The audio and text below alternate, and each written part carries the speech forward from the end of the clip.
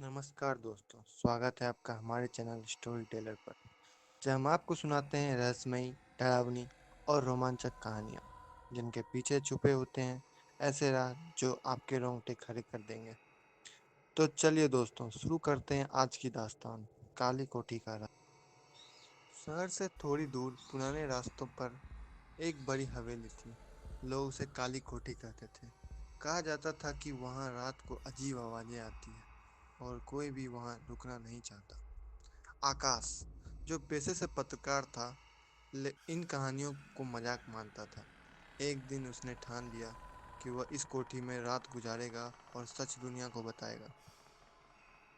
जैसे ही रात हुई, आकाश कैमरा और टॉर्च लेकर कोठी पहुंचा। कोठी बाहर से टूटी फूटी थी, लेकिन अंदर जाने पे ऐसा लगा जैसे कोई अभी भी वहां रहता हो। कुछ कमरे साफ सुथरे थे, पर्दे लगे थे और मेज पर आधा जला हुआ मोमबत्ती रखा था। रात के ठीक 12 बजे अचानक ऊपर वाले कमरे से ठक ठक ठक की आवाज आई। आकाश ने टॉर्च उठाई और सीढ़ियां चढ़ने लगा। कमरा बंद था, लेकिन अंदर से कुर्सी खिसकने जैसी आवाज आ रही थी।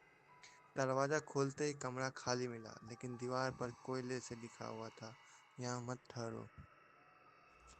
अगले दिन दिन भर उसने आसपास के गांव वालों से बात की।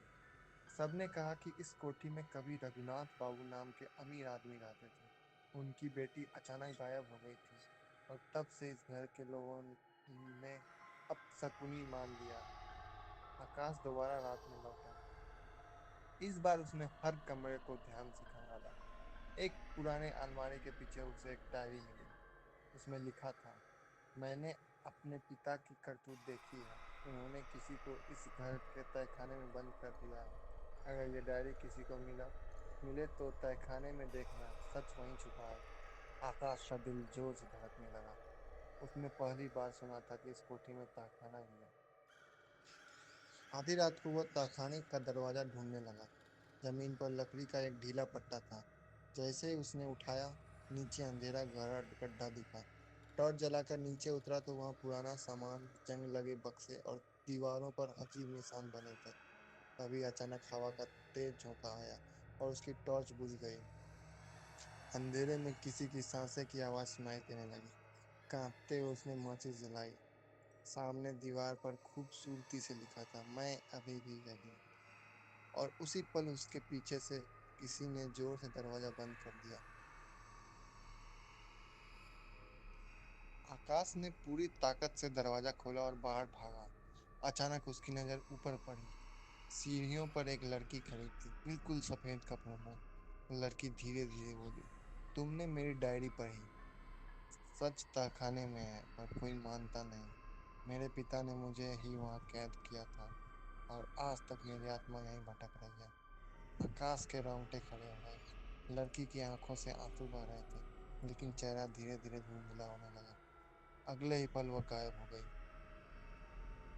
सुबह गांव वालों ने देखा कि आकाश कोठी के बाहर बेहोश पड़ा है। उसके हाथ में वही डायरी थी। जब उसने होश में आकर डायरी दिखाई तो उसमें सिर्फ खाली पन्ने थे। लोगों ने कहा, यह घर हमेशा से रहस्यमय रहा है बेटा। जो यहाँ जाता है वह सच वही देख पाता है जो कोठी चाहती है। आकाश ने उस दिन समझ लिया, हर राज सबको नहीं दिखता। कुछ सच ऐसे होते हैं जिन्हें सिर्फ वही देख पाता है जिसे उस घर ने चुन लिया हो। लेकिन कहानी यहीं खत्म नहीं होती है। आकाश को हवेली में मिली डायरी और लड़की की परछाई ने बेचैन कर दिया था, लेकिन उसके अंदर पत्रकार का जज्बा था, जो बिना सच जाने को तैयार नहीं था। अगली रात उसने डायरी को दोबारा देखा। पहले दो पन्ने खाली लगे, लेकिन मोमबत्ती की रोशनी में पीछे से हल्की लिखावट उभरने लगी। उसमें लिखा था, मेरा नाम आरती है। मेरे पिता ने मेरी शादी तय कर दी थी एक ऐसे आदमी से जिसे मैं नफरत करती थी। जब मैंने इनकार किया, उन्होंने गुस्से से मुझे इसी तहखाने में कैद कर दिया। कई दिन तक पानी तक न दिया और एक रात उन्होंने मुझे यही हमेशा के लिए बंद कर दिया। आकाश के रोंगटे खड़े हो गए। यह कोई आम हादसा नहीं था, यह एक कत्ल था। आकाश दोबारा तहखाने में गया। इस बार उसने हर कोने को ध्यान से टटोला। दीवार पर उंगलियों के खून से खुरचे गए निशान थे, जैसे किसी ने बाहर निकलने की आखिरी कोशिश की हो। एक कोने में उसे जमीन थोड़ी धंसी हुई लगी। जब उसने मिट्टी हटाई तो वहां से एक पुरानी हड्डियों का ढांचा मिला, साथ ही टूटी चूड़ियां और पायल।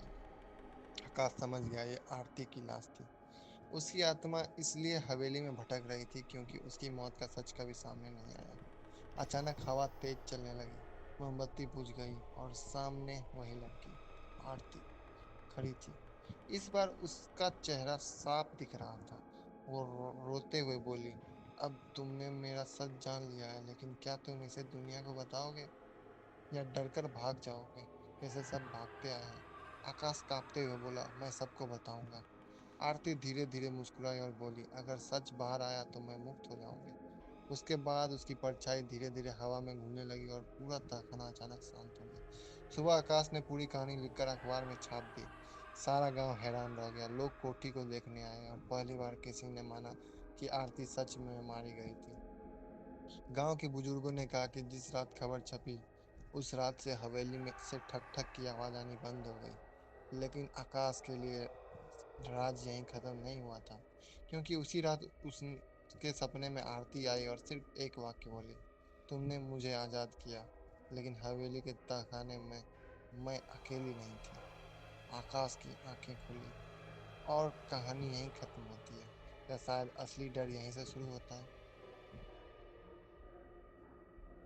दोस्तों, काली कोठी का ये राज आज भी लोगों को के दिलों में डर और सवाल छोड़ जाता है।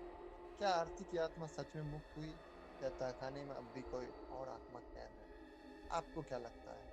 आपकी राय कमेंट में बताइए। और ऐसी ही रहस्यमयी कहानियां सुनने के लिए चैनल को लाइक, शेयर एंड सब्सक्राइब करना मत भूलिए, क्योंकि अगली बार हम जिस कहानी का पर्दा उठाएंगे वो शायद और भी डरावना हो। तब तक के लिए धन्यवाद।